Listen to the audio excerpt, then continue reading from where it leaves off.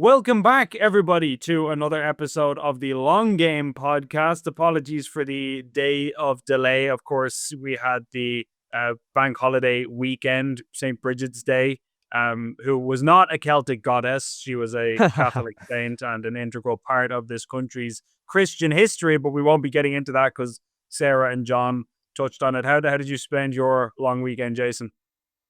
Absolutely frozen is how I spend it. No, yeah, just to reiterate what you said.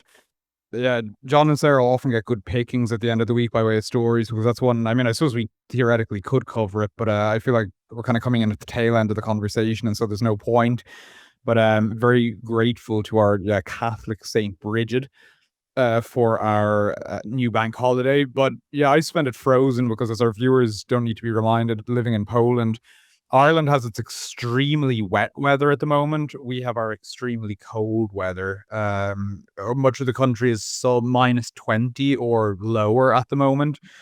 There's unbelievable scenes at the moment of rivers like Gdansk, for example, which is one of Poland's major cities. The river that runs through the center of that is frozen solid. Like there's people out walking on it. There's amazing pictures coming out of it of boats that are like sort of docked there and people walking on the water next, like big boats docked there and people walking on the water and ice skating on the water next to them. So it's extreme weather everywhere, and so we spend it frozen. But it's I'll be honest, I would take that over perpetual rain. Yeah, and perpetual being flooded out of it. I actually, as far as the long weekend goes, I've discovered a new life hack for impressing one's wife. This was unintentional. I didn't realize that this was going to be the net effect, but I decided to give my son his first proper haircut. So he's a little Oh, over 2 years old, and he up until recently had this like totally untamed bowl cut where we'd occasionally on a couple of occasions trimmed the very ends just to keep it out of his eyes, but other than that it was just sort of like totally unstructured. And so I just made a unilateral decision as the man, like I'm just going to cut his hair, and I've never cut anybody's hair before. So I spent the whole day watching YouTube tutorials and trying to get like a sense of how this works exactly. And it was kind of high stakes because if you mess up the child's haircut, if I budget him, you know that Brendan Fraser meme where his head yeah, is just yeah. like, if I did that, then I would never have heard the end of it from my wife. So I had To to to try and be like, fair, just say his starting position, as you described it, was a bowl cut. So there's not too much further down the quality spectrum he could have moved. yeah, I would have had to do like a monk's tonsure, I think, to try and outdo that in the negative department. Yeah, you're right. But regardless, anyway, one thing led to another. I gave him his haircut, and I will say in my defense, it turned out really well. I gave him a sick, like graduated fade. It like if I took him to a professional and he came back with that, I wouldn't be complaining. I wouldn't want the guy disbarred from barber college or whatever. So, all things considered, my wife was delighted with it, and she was saying I could tell from her voice she didn't want to be insulting, but she didn't think I was going to do a good job. And because I did do a good job, she was very impressed. And now every time she looks at him, she's impressed. Like, oh wow, Ben did a good job. So if you want to win credit with your wife, it's risky, but try cutting your toddler's hair and make sure you do a good job. And apparently you'll And get and extra. if your toddler needs a haircut, you get in touch with Ben at what is Ben Scallon at Gript.ie. Yeah, exactly. I will be a journalist slash infant hair cutter. That's my new career path that I've devised for myself. But So that was everyone could do the little bit of extra income. yeah, yeah, yeah. These trying global economic times. So with that said, now that we've totally alienated all the very impatient people who want us to launch right into the topics, we're going to be talking about the government's response to the flooding and the flood supports, and it looks like there might be more flooding on the way. We're going to be talking about the fact that migrants are protesting outside NGO offices and accusing them of taking state money to stay silent, which is absolutely hilarious. We're going to be talking about Kamishun Naman giving money to media outlets, which is supposedly good for democracy, even though it's like something out of a dystopian novel. We're going to be talking about bin scavengers and people rifling through bins to try and get deposit return bottles, and how that's costing a fortune to Dublin City Council. And we are going to talk about the government's regulations to stop young people's gambling, particularly children gambling, and how I support that. And I don't know what Jason thinks, so we might get into an enjoyable argument, or maybe we'll be in complete The way accord. We you will the way you find out. phrase that made it sound like you support children's gambling. Yeah, yeah. Wasn't it? Wasn't it a couple of years ago? Some TDs proposed, like having a drink driving license where you were allowed to drink drive within reason if you lived in a rural area, because how else are you going to get to the pub? And there was I some mean, it's discussion still around that. So there's still something a lot of people would stand by, I'm sure.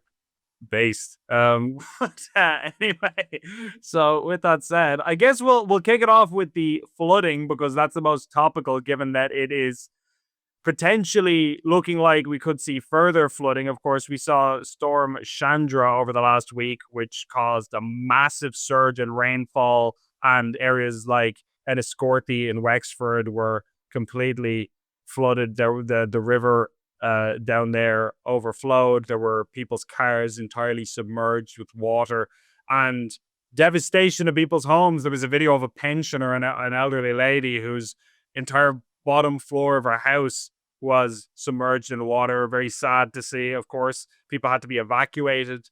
And, you know, I am hesitant when stories like this come up to immediately jump to blaming the state or complaining about the state, because I think there's a tendency to blame the government for literally everything when it's literally an act of God that we're witnessing as far as rain. Like, I don't think the government has a hand in how much rain falls in Enniscorthy.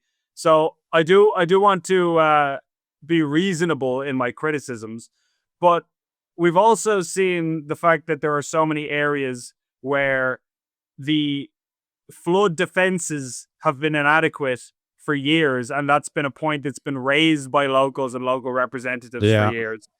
And now that people have suffered devastation to their homes and their property, the government, the Department of Social Protection specifically, is saying that it will not be paying for most things, really. It's not going to pay to repair people's cars or replace them. It's not going to pay for non-essential home damage. So, like, if your furniture is wrecked, you're probably on your own, that kind of thing.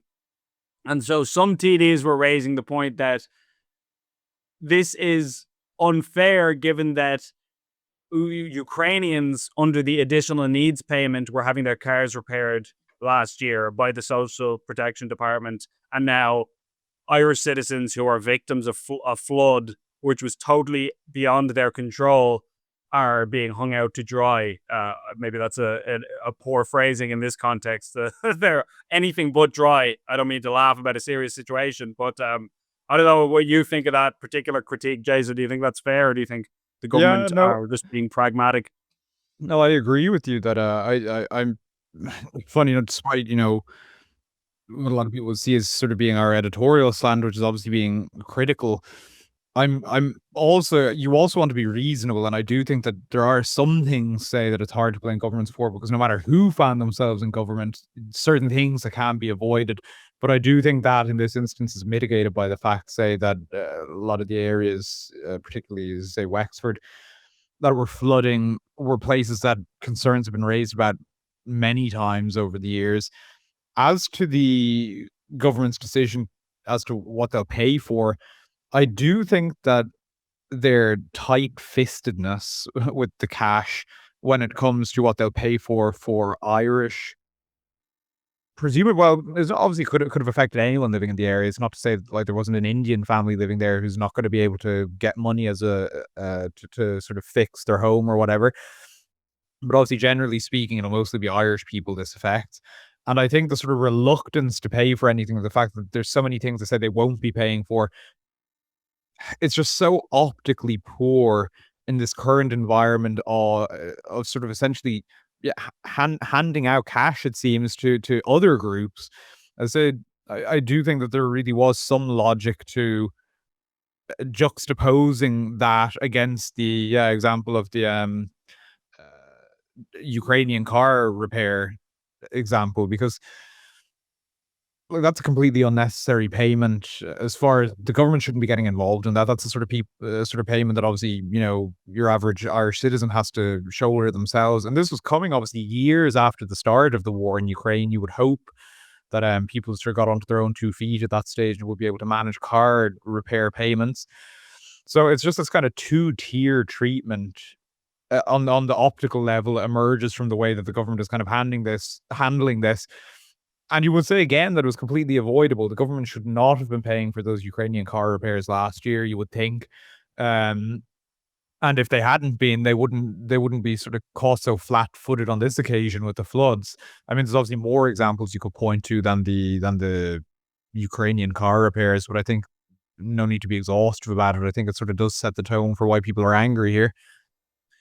Yeah, because I mean, if we lived in a country where the government was extremely fiscally prudent and didn't like spending money on things in general, you might be able to make a case for the fact that it would probably be very expensive to replace everyone's car in Enniscorthy. Not that everyone's car was destroyed, but hypothetically, like if you're trying to replace and repair 3,000 people's cars, let's say, that's going to be pretty difficult from a cost benefit analysis perspective to justify for this a state agency, as callous as that might sound. And so you could argue, I could at least understand if the government was to say, well, look, we have to be prudent here, we have to be sensible. But this is the same government that splashes out money on the most idiotic, inane crap you've ever seen every day of the week. They'll throw money at an art project for some kind of ultra woke So yeah. climate initiative that benefits nobody, and they'll just casually drop millions on it. Talentless, musicians, just any, like the arts dole, as I call it, where they have people on basic income for the arts, regardless of whether or not they're actually any good or anybody wants to avail of their artistic so-called talents. So, given that we do live in such a lavish state that is willing to throw money at the iPass system and international climate finance and all of this nonsense, if there's one thing I don't mind the government spending a few quid on, it's people who have had their entire life destroyed by floodwater and natural disasters. I don't think anyone, unless you're a maniac, thinks that that would be an unjustified expense for the state to incur. If we have to spend a few million on that, I'd rather it go there than to the National Women's Council of Ireland or whatever other harebrained Yeah. scheme that I come up with next. And you just know the salt in the wound is that later this year you're going to be hearing about hosepipe bans.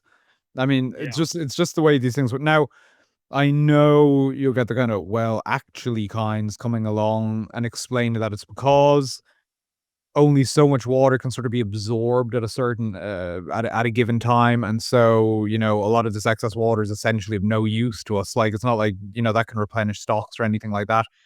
But it's again, it's so optically poor. So much of this. Um, I don't know. I agree with you. I just think that people are conditioned now at this stage to sort of see the government as handing out money, and understandably so, to all sort of manner of unworthy causes. And then when people actually could do with some help, which is, one of the sort of roles the state ought to play, they are nowhere to be found. Not only they're nowhere to be found, they're to be found, but with a very stingy approach to people who need help. And this is very serious flooding. I mean, some of the footage, obviously, people, as I outlined at the beginning, I'm not there. I'm not in the trenches, as it were. But some of the footage that was coming out of it is quite unprecedented, at least in my lifetime. I mean, some of the first places that were shown as flooding last week, Nutgrove, where was the other one? Enniskerry Road.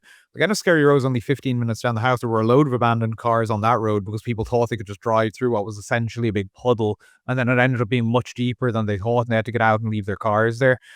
I'm sure the exhausts were completely flooded on their cars, but like in Nutgrove, you had I can't remember the name of the river in Nutgrove, but you had water flooding in through the backs of houses, all down on the bottom floor and things like that. Like this, as you stated it, it's not exaggeration to say that this has become the focus of some people's lives now, having to repair this flood damage, having to get their I mean, it's a pain in the ass, say, when you just have to get a car fixed on its own or some single issue with the car. Never mind having to get your I don't know how they fix a car after flooding like that, but never mind having to get that sorted, having to get the entire bottom floor of your house sorted, all of that.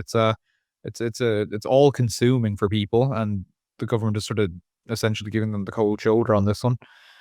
And if you live in certain areas, you kind of expect a bit of flooding. Not that that's like something that we should just allow to become normalized, but like my understanding is that down in Enniscorthy, there's kind of been like you sort of anticipate these sorts of events occasionally, which again doesn't mean it's okay, but it does mean that people will have factored that into their plans to a certain extent. Whereas there are other areas, like if you're living in Dublin, I don't think you expect your entire street to be flooded like that. It's just not something that you would have planned. So there's definitely people, including in Enniscorthy and elsewhere, who local reps are saying are not insured against that, which I don't think is irresponsible on their part, because we're not really a country that has natural disasters. If you live in Jamaica, I expect you to have hurricane insurance. I don't think that's as reasonable to start thinking about disastrous weather events in Ireland until very, very recently. So, yeah, very, very sad situation and a real break in the social contract, I feel, when the government who you pay taxes to doesn't help you when you actually need it, but they are Yeah. willing to help anyone and everyone else around the planet.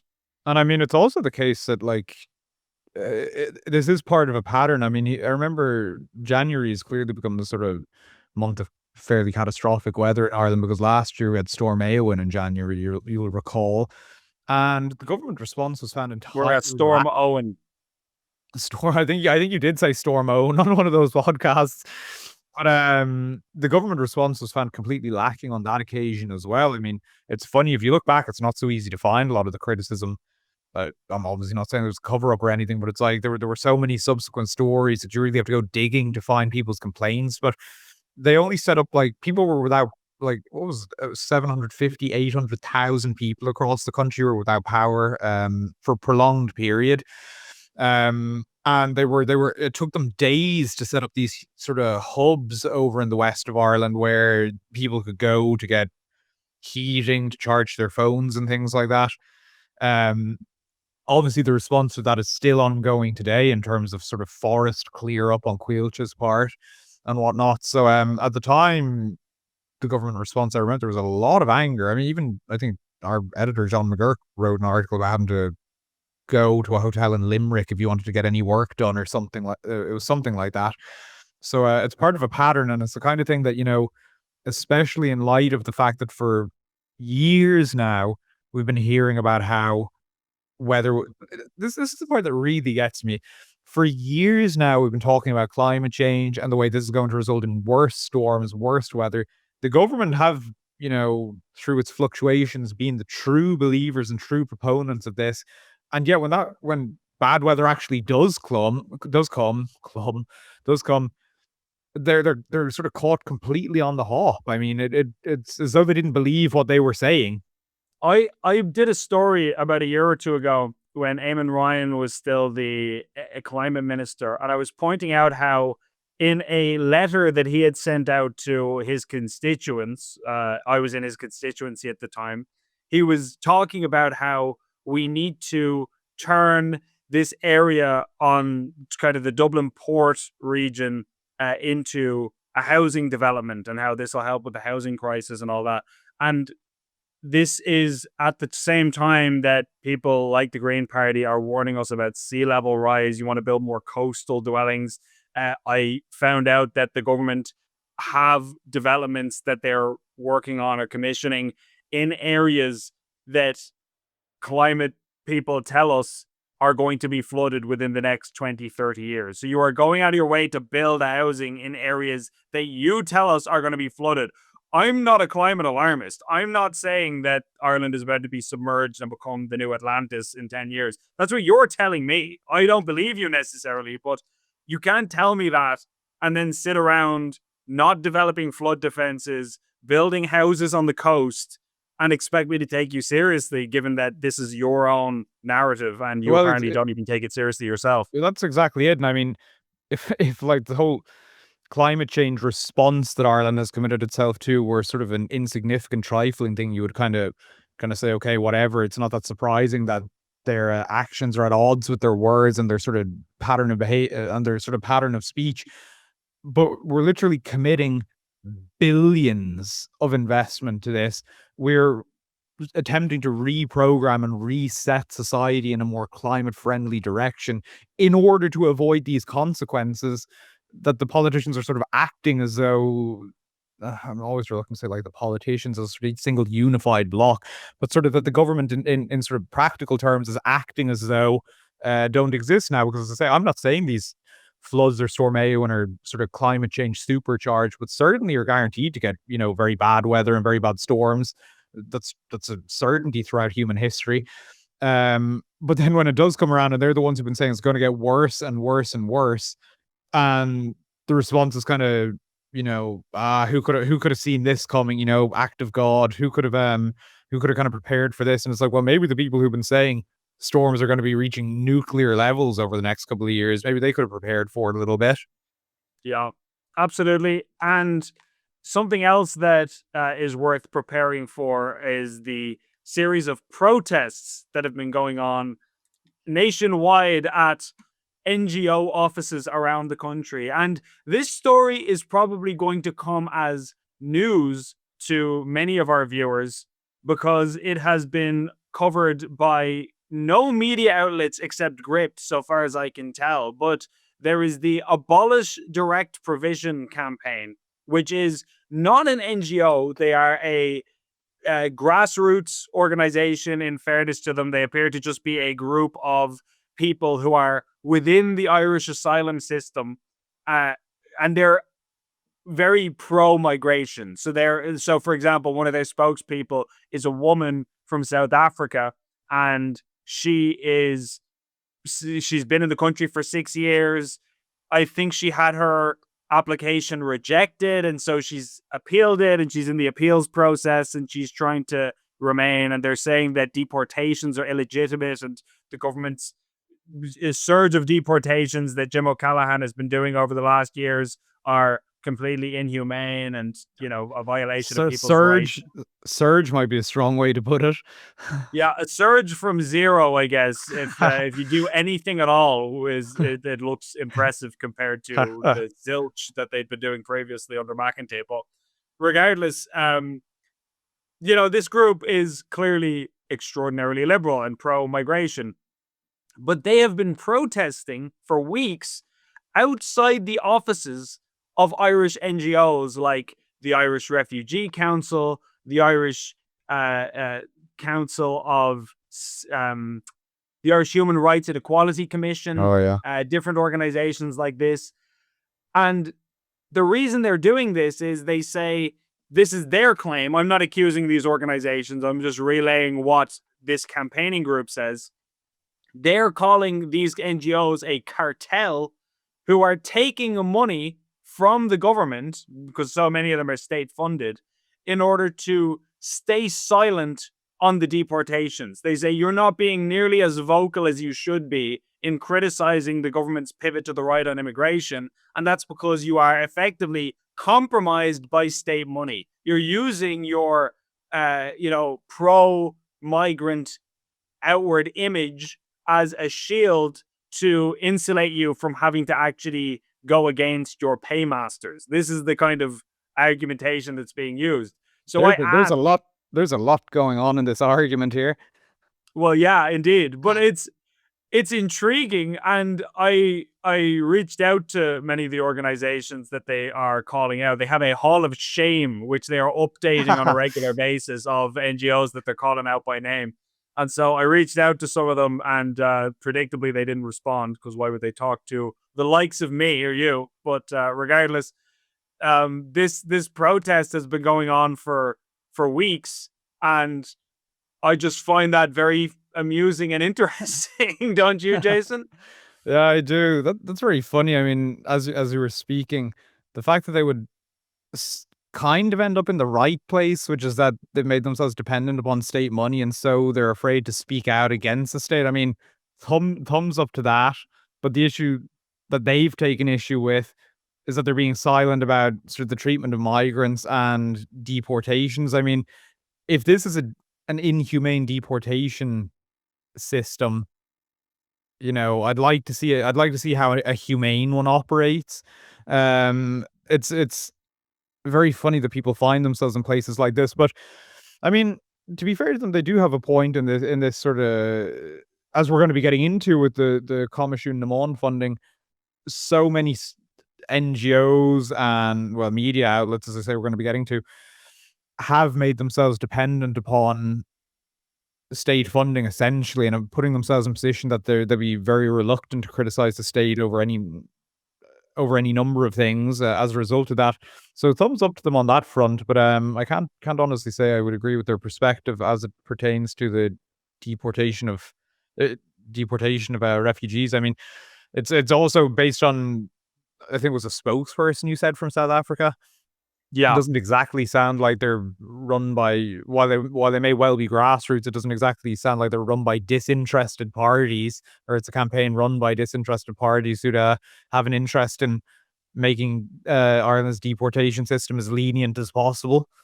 Well, I'm just amazed that this story hasn't been covered by the media, and we are going to be talking more about the media, as you say, in a short while. But honestly, like, regardless of where you stand on the immigration issue, whether you're right wing, left wing, pro migration, anti migration, it is objectively a story that you have migrants who are in the direct provision system who are saying, I do not feel represented by migrant NGOs that receive money from the government. These groups are receiving money on my behalf to advocate for me, and I don't feel like they're representing me adequately. So much so that I am going to picket their offices and protest and say that they are doing an inadequate job.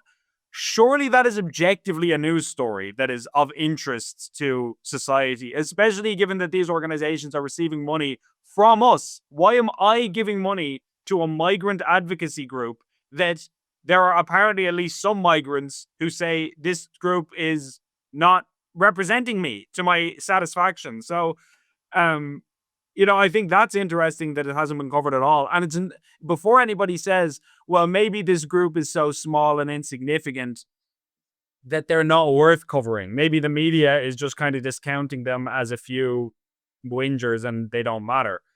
First of all, they have tens of thousands of followers on Facebook, if that's anything, if that means anything. And second of all, the media has been covering them insofar as they've done a hunger strike outside the Department of Agriculture for a few weeks. And that aspect of their campaign has been getting coverage. The government and RTA and the Irish Times and the usual suspects were covering that.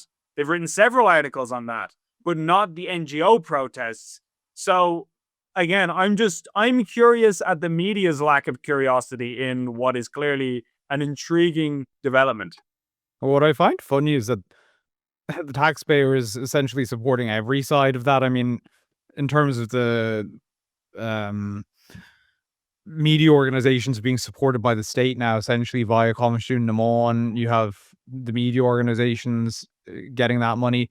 Then you have, on the other hand, these NGOs that are being criticized that are receiving state money for their positions. It's just amazing how many organizations and different kinds of organizations the Irish taxpayer is funding now at this Yeah, stage. Like it's yeah. Actually, good point. So you're paying for the media who are covering or not covering the story. You're paying the NGOs who are being protested. You're paying Jim O'Callaghan and his retinue of politicians in the government who Mhm. are implementing these policies, and you are paying for the migrants who are protesting through the direct provision system. So literally everyone in this story has some kind of stake in your finances. But yeah. Yeah, but this is that's what is particularly funny to me. But I mean, and that's what the reason I bring that up is because okay, you put yourself into, say, the editorial shoes in newsrooms around the country. How do they figure out what approach to take to this one, especially if they are, moving closer and closer to the state in terms of their editorial alignment? I mean, that seems pretty clearly to be happening. As I've covered sort of extensively, there's collaboration between different departments and news outlets in terms of sort of mis and disinformation strategies and things like that. So there's clear sort of editorial alignment.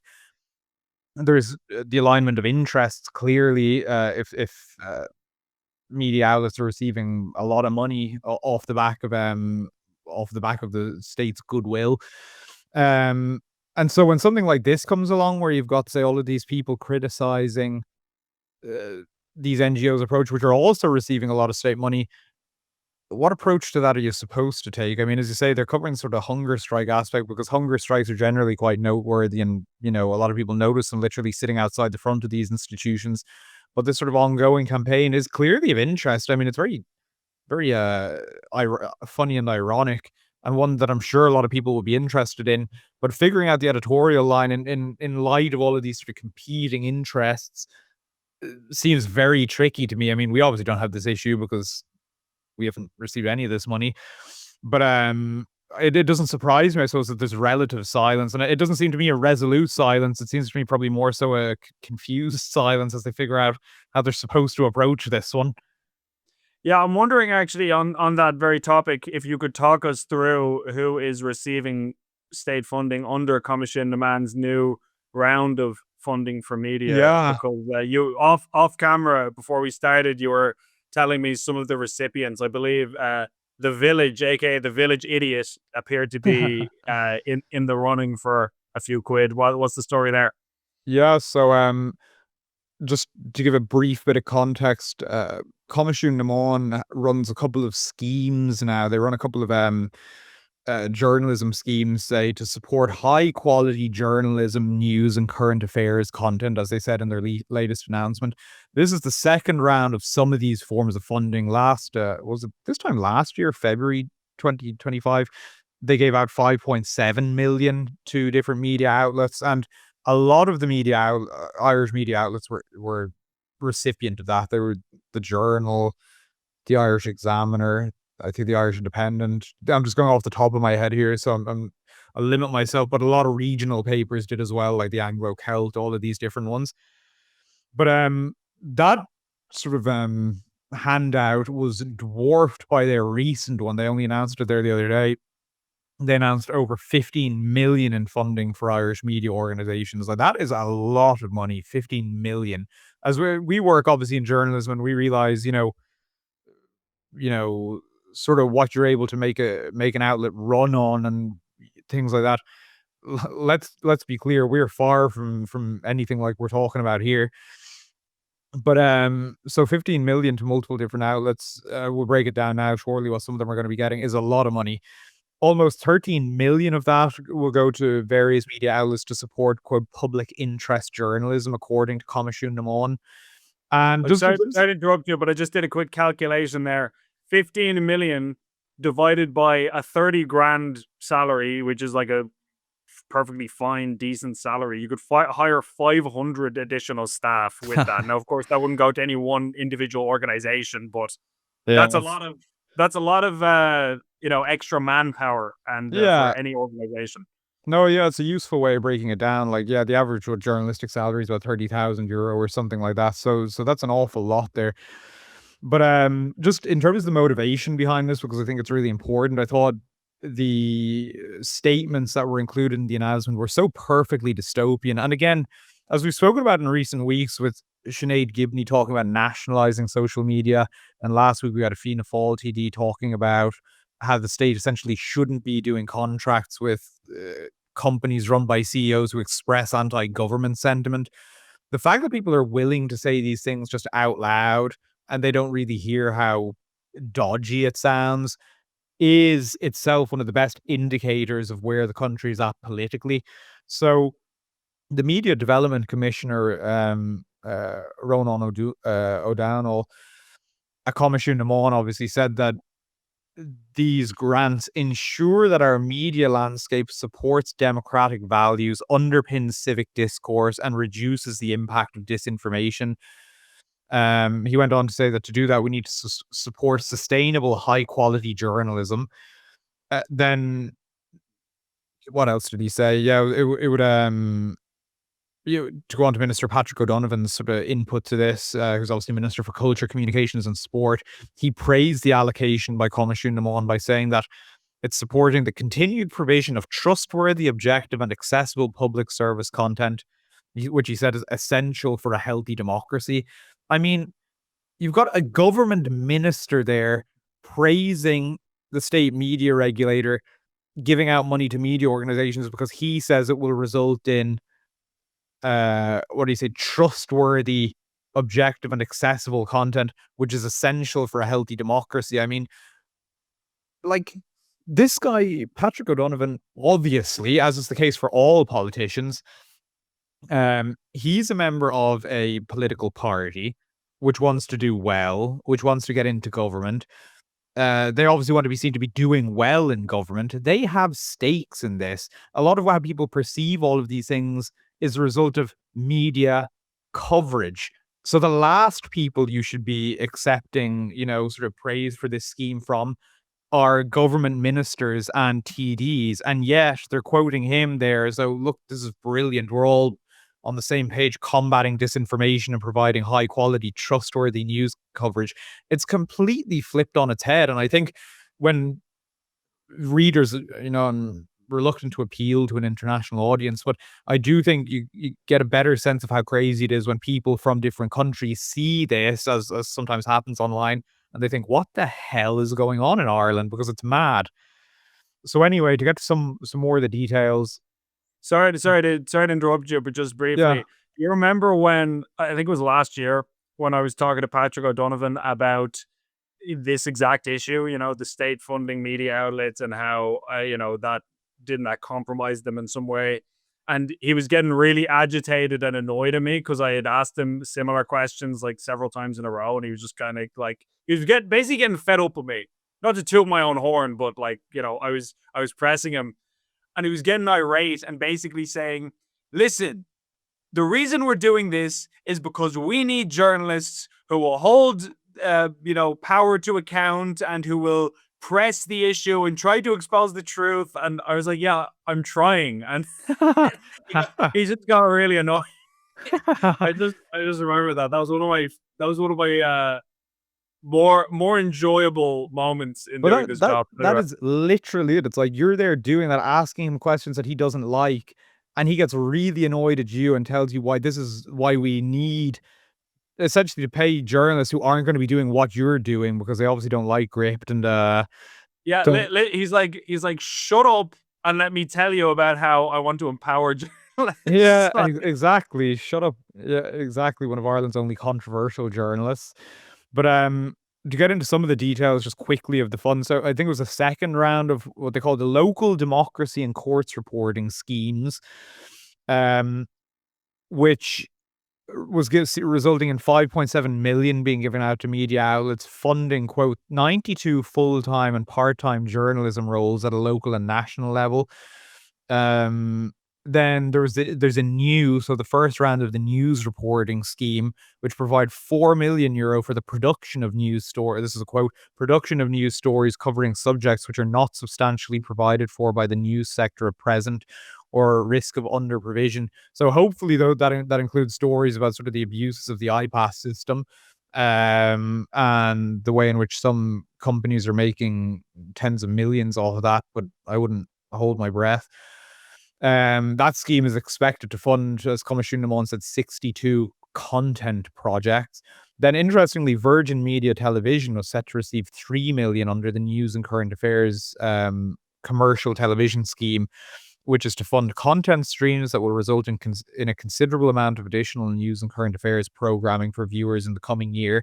So you literally have like Virgin Media receiving this money from Comisiún na Meán to provide a steady stream of content for people to sit at home and watch in the evenings. I mean, it is just the most questionable media arrangement I've ever come across, and it's just being treated as completely normal. The only other one actually, the other scheme that I'll mention is the digital transformation scheme, which also ultimately, benefits news organizations. It's a pilot project where the regulator is funding 58 projects to the tune of 2.7 million to support digital upskilling of the existing workforce. So, like, we're interested in at Gript in doing better. We have a stake in doing better. We're an entirely digital outlet. We obviously didn't apply for this money, nor, if it was offered to us, would we accept it? Um, it is a sort of like it's dependency upon state money in order to make your business relevant, which is just a Well, completely hold on, Jason. You say we wouldn't accept it. Speak for yourself. Like, how much are we talking here? Is the yeah, what I'm what exactly? How much is he offering? So just to say That's a in joke. terms Yeah, exactly. So just to say in terms of what's being offered here, so under the news reporting scheme, which is the first round of it, we won't go through all of it because there's literally, I did an article last year after the first round of all of this funding, and I went through it sort of exhaustively, and so many media organizations are getting this far more than it could possibly go through. So like under the news reporting scheme, you have like the Irish Farmers Journal, you have the Journal, which is offered €54,000, which again, that's enough for a salary and a half for a full-time journalist, for a year, which is no small thing. Funny enough, the gay community news is offered €14,107. You have like the Limerick Post, the Anglo Celt, Village Magazine, as you say, getting 33,000, offered €33,000. Hot Press offered 50,000. The Irish Examiner offered in multiple altogether. I didn't add this up actually, but they're offered what looks to be close to €100,000 there because they have in separate applications. You got radio stations, FM You've got 104. Gript Media. We're offered a swift kick in the nuts. Yeah, exactly. So you got all of those under that scheme. Yeah, we ask, hey, what have what have you got for us? And we go into the Commission man office, and they're like this, and then just John McGurk leaves on a stretcher. No, yeah, leaves in handcuffs more likely. Then you got the local democracy reporting scheme round two. And again, it's really interesting for people. If you're ever reading any of these outlets that receive this funding, if you look at the bottom of an article, it'll tell you whether this article was supported by, or it's supposed to tell you this article was supported by, say, the local democracy reporting scheme. So I did another article on that last year as well, having a look at some of the articles that were being funded by this. And to say that some of them were dodgy would be an understatement. So you've got receiving money here under this scheme. Again, just more outlets than you could possibly name, like um, the Cork Independent, the Dublin Inquirer, Clare Echo, the Irish Independent via some of its regional papers, like they don't have the names there. The Western People, Munster Express, Kildare Nationalist, Carlow Nationalist. Then you've got the courts reporting scheme, which is obviously covering court stories from around the country. And again, it's just all of these different Irish Independent and the Herald receiving 12,470, again being offered, I should say. It presumably hasn't been fully worked out yet. The Tuam Herald. And then again, under the courts reporting ancillary scheme, the Journal being offered 12,000. So like these are tens of thousands of euros being offered by Comisiún na Món to all of these media outlets. The idea that this won't have an effect on the shape news takes in Ireland, I mean, that's the entire purpose of the scheme. It's not that we're just giving this to you so that you can keep doing what you're doing. It's to shape the news in Ireland so that as they openly said, combat disinformation. It's like, well, what disinformation? Presumably what they consider Gript to be putting out, presumably what people are saying on X and things like that. So it's happening at an industrial scale now at this stage, and it's the sort of thing that obviously none of these outlets are going to report on. Indeed, I didn't have a look around before this, but I would be very surprised if any of these outlets have done any articles about this development. It's all sort of being I mean, they are Comisiún na Món is announcing it, so they're not exactly trying to hide it, but it's not exactly being shouted from the rooftops either. Yeah, because who's going to shout it from the rooftops? The media, which is the Yeah. exact recipients of the, like And to it's state once again how incestuous all of this is, as I said, as I alluded to earlier, I mean, the journal has been invited into, which one was it? It was the National Strategy on Countering Disinformation. I can't remember the exact name now, that came out a year or two ago.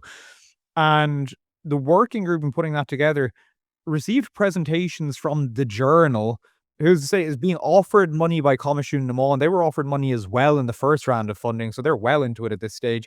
They were invited in to give presentations to the working group about their fact-checking work.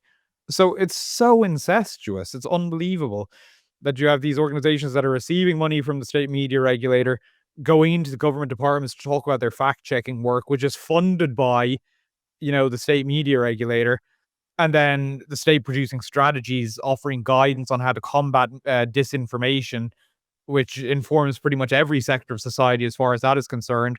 So it's just a big circle here of state money and the journal isn't astroturfed, I won't put it that way. But sort of inorganic, I suppose, conversations taking place that are informing the approach we're taking to these things in Ireland. Yeah.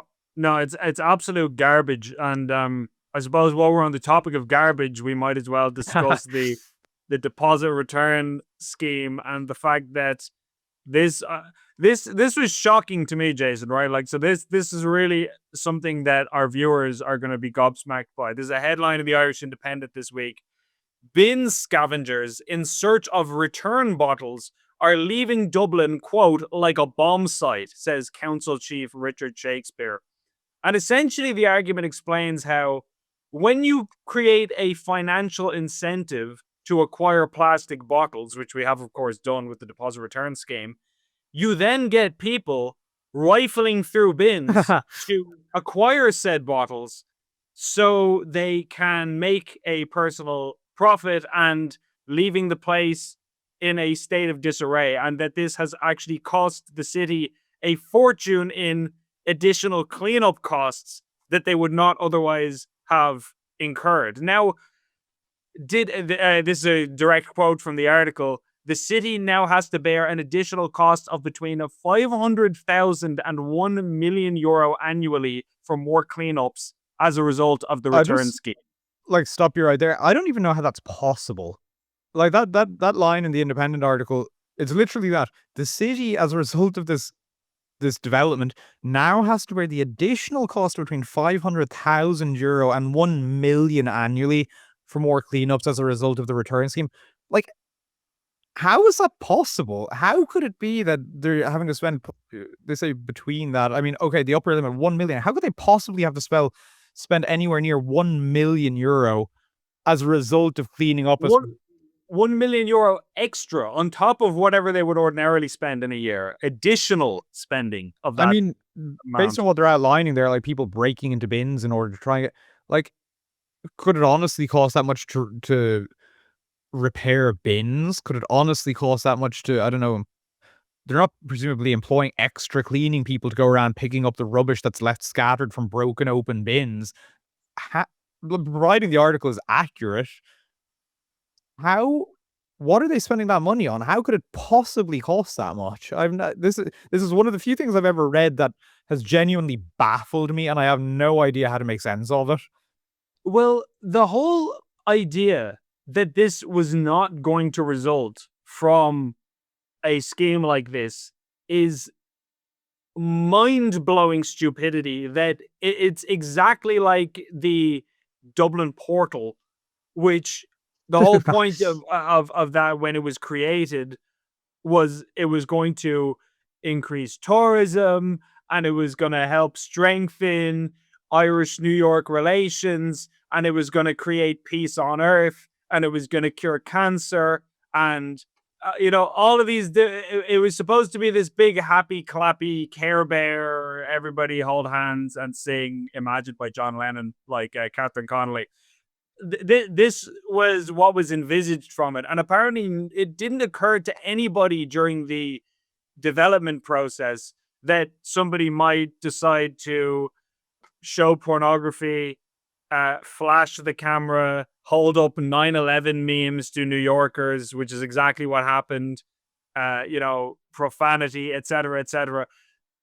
Which, if you have a brain and you're familiar with humans, if you've encountered a Homo sapien at some point during your life, you're probably going to guess that some lunatic is going to be like shooting up heroin in front of the camera and smearing fecal matter on it, which is exactly what we saw.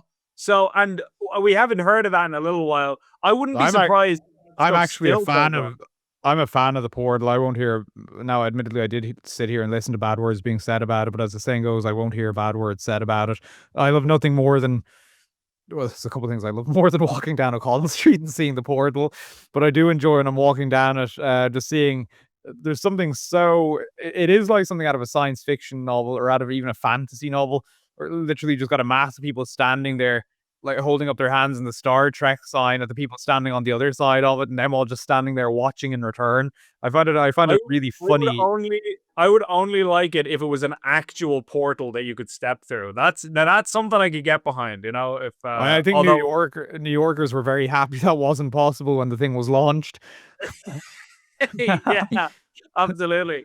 But with all that said, like it's like did you not how did you not foresee this? And we haven't heard of much drama recently. I wouldn't be surprised if all of that stuff is still going on and it's just become so normal that nobody reports on it anymore because you'd be reporting on it every week. And it's the same. It's like, okay, we get it. We live in Sodom and Gomorrah. Let's move on. Well, it's But Commissioner Nemon should have a portal reporting scheme where literally yeah, it's able to employ someone to sit beside the portal. I don't mind being the chief portal correspondent of Gript. I think that'd be a good promotion. Yeah, I'd do it for With that, free. but the deposit scheme is the exact same. Where do you not think? And what sickens me is politicians keep. And I will admit I am angry. So if they were trying to rage bait me, it worked. It was very effective. I am enraged by this. I'm gonna just go off right now and go, you can watch my head explode in real time because they keep saying that the reason they know that the deposit return scheme is a success and is popular is because so many people are using it and availing of it, and we recycled this many bottles last year, so that's how you know that the public have bought into the system.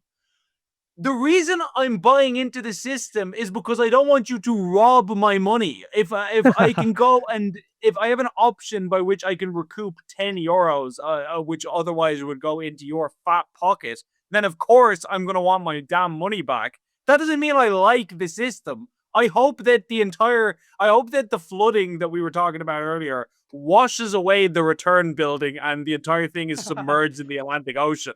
Like, I hate everything about it. I'm only doing it because I don't want you to rob me more than you already are with your ridiculous system. And I guarantee you, like, whenever I don't often queue up and do it, usually my wife does it, but on the occasion that I'll be there in the queue, like a Soviet bread line, waiting to get my few cents back so that I can, walk into the shop like a pauper. You'll strike up conversation with the people around you, and everyone unanimously agrees that this is a load of barnacles. Effectively, this is dog shit. But what are you gonna do? So yeah, I refuse to believe that we're living in a country full of people who are ecstatic and delighted. I mean, there was that one Fianna Fáil TD, I forget his name, but he was I think it might have been Christopher O'Sullivan who was talking about how excited he was to use the system, and he said that he got €4 towards his shopping when he used it, and I'm not sure he understands how the system works. But outside of people like that who get giddy at the idea of using the return machine, every other person I speak to is sickened by it and resents the fact that they have to do it. And so, anyway, that just really pisses me off to no end, and I'm still not over it, even though it's been a couple of years now since it I know. came in. Well, in theory, it's something that should have been at least, even if it wasn't, enjoyable, something that should have been a little more functional than it is, because like there are countries that have been doing it for years now. One of those prominent examples is Germany, obviously, and that in maybe Germans would feel differently, but my understanding of it is that it hasn't worked out too badly. for them, because it's nearly become a sort of indirect form of charity that people leave out their bottles and different things. So around sort of public bin, like Berlin would be the German city I would have the most experience with. I've been there a couple of times. Around public bins in Berlin, people will literally, they won't put their bottles into the bin, they'll stand them beside the bin, and then sure enough, a homeless person will come along and take them. And it's a way for them to earn, I don't know, some income. Now, obviously, someone will criticize that and saying, well, that actually just uh, de demotivates someone from going to get a job and sort of sorting out their situation just for providing a subsistence. But whatever. I do feel like it's something that can be done. But the whole thing is that, okay, a very basic fact. Most of the time, it's not as windy in Berlin as it is in Ireland. Ireland is a very windy country. You can't really stand empty bottles and cans beside bins because they're going to get blown away. They have that harebrained idea of wrapping those kind of ledges around bins in Dublin. Do you remember that? They were putting, Yeah. I actually haven't seen a bin in Dublin that has those things around it since they've done that, but I know they brought them in. But they weren't working because people would stand the things into them and then they'd be blown out. They'd just fall onto the ground and then there was litter all over the place. So that obviously didn't work. But Another example of something that if you had thought about it for 5 seconds in the committee meeting, you would have thought of initially. Like if anyway, regardless, go on. yeah, exactly. It's like it requires all of 2 seconds to think, well, okay, this is a good concept, but in terms of how it actually works, it's not going to work because it's too windy and it rains too much, and the weather doesn't really support us doing that. So that's one of the big sort of, I suppose, pluses taken out of it immediately.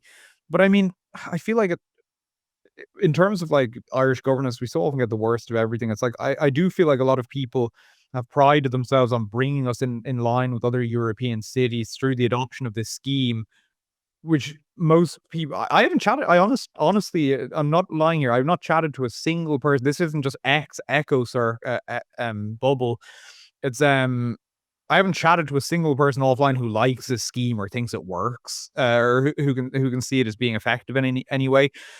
So I think a lot of people who sort of deluded themselves into thinking that it's good see it as having brought us in line with Europe.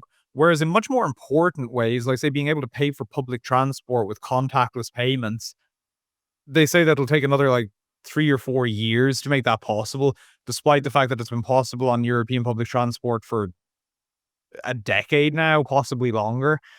Um, I do feel that we're sort of thoroughly underserved. I again, to go back to that just astonishing statistic we started with, I honestly have no idea. Let people really get that into their heads.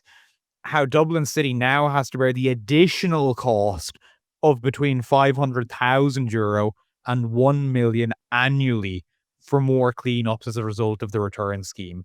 How is that possible? I'll probably send Dublin City Council an email and ask, like, can you break this down for me? Like, how does that work? And also, it is making me question the success, even on its face, of the scheme, because the only thing that they had going for them was they said, oh, when we do litter reporting, when we do like a survey of the amount of litter in various parts of the city, it's significantly down when it comes to plastic waste over the last couple of years, which proves that it succeeded. It's led to more bottles being returned. So therefore, the scheme achieved what it set out to achieve. Now, even granting that, I wasn't satisfied with it because I don't think it's worth the cost that it takes. There's all kinds of good causes. Like we all want to live in a cleaner city, but not at literally any cost. So I wasn't satisfied with that, but I thought, okay, well, at least that actually is tidying up the city. Now I'm wondering if it's even doing that, because is it not possible that the reason the city is cleaner is because you're having to drop £1 million extra every year? And so naturally that's going to lead to more cleaning, but that Well, you're having to spend that much more money. Could you not just spend more money on cleaners and cut out the ridiculous bullshit in the middle? Would that not be an option? Like, I obviously don't know what's going on in the background here, but it should be the case, if it isn't already, that if, say, Dublin City Council is paying somewhere between €500,000 and 1 million on additional cleanup as a result of this scheme, the deposit return scheme should have to give some of the millions it's made from the scheme to that, rather than like that shouldn't be, other money. I mean, it's all coming from the taxpayer ultimately, but like reporting from September last year, this from RT, over 66 million unclaimed from deposit return scheme. Okay, give 1 million of that to Dublin City Council to do this cleanup if that is somehow what it costs. Although the whole thing is just such a mess. I don't know. I'm genuinely at a loss with loss with this story, as I'm sure many of our listeners will be as well. Yeah. Well, I suppose we'll conclude, and we won't spend too much time on this, but we might just finish off with the government's new regulations, which were reported about in the Irish Times, where they are effectively trying to regulate when gambling ads can be shown on media. So in Ireland, new legislation will make the broadcast of gambling advertising illegal between the hours of 5:30 a.m. and 9 p.m. And so that will try to protect children. Sports kits manufacturers will not be able to distribute jerseys or merchandise in children's sizes that carry such branding, like gambling branding and all this. And I have no idea how you feel about this, and I have no idea how our audience feels about this, but I've never been into gambling myself. It's never been something like beyond the very, very basic stuff, like occasionally if you're in an arcade and there's one of those stupid machines where you put in a coin and it tries to the coin dozer, I think it's called. Like beyond doing that, and it's not exactly Casino Royale. Like I'll put in 30 cents and see what I can get for my trouble, that kind of way. But beyond that, it's never held much appeal to me, and I'm very glad of that because I've been reading recently about gambling addiction, which is a lot more common than you think if you're not into gambling, and how it is apparently one of the hardest addictions to break. It's up there with like the hardest drugs. If you are even receiving treatment, so not even just trying to do it yourself. If you're a gambling addict and you go and you're receiving professional help, your relapse rate is still about 70%, and that is more than it is for alcoholics. So crazy. It makes sense. I mean, how couldn't it be? The chance to win big, to put it that way, you literally just need one more chance to win big. I mean, I was just about to say I'm not a big gambler. I mean, I certainly wasn't a big conventional gambler in that I haven't done any. Like I've never been to a casino, never. I mean, yeah, beyond the sort of stuff you're talking about, where you just drop a coin into this and see if you can earn an equivalent sum to the deposit return scheme. But I realized, the expanded definition of gambling that's kind of being accepted internationally now would include things like, I wonder if people understand what I mean if I say loot boxes. So, like, say this is a very, I'm the last year of the sort of millennial generation. Maybe some people would probably push me into the first year of the Gen Z cohort. So that is, if you're playing a video game, a lot of video games now, you don't just pay for the game and that's it. That's all you get now. Like with the online component, a lot of the time you're able to get better equipment, better weapons, better gear and things like that. And you can get that by playing the game and earning like in-game currency and then spending that. Or you can spend your actual real money. You can use your credit card to buy things using real world currency, but it's always a gamble. You buy these things called loot boxes where like you get a box that has like 5 items in it and they're random. So you get something really good or you get 5 absolutely crap and useless things. It's completely random. And I think the expanded definition includes things like that, where kids and young people are buying these things which are completely random. You might, to use the phrase, win big by getting something, worthwhile and rare in the game, or you get something crap. But it fosters sort of addictive behavior, I suppose, that people just keep spending money in an effort to get something because, it'll benefit you in the game or it'll look cool, which is where sort of social credit matters now.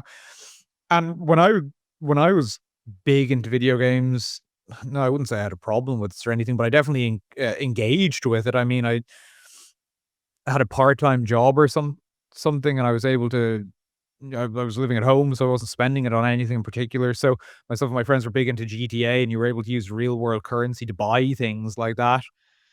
So I would have dabbled in that, which, as I say, might fall under the expanded category of gambling now, but conventional gambling I would have no experience of. So, but I can fully see why it's a growing problem and why it's such a difficult habit to break, because, as I say, the temptation that your fortunes will turn is right around the corner.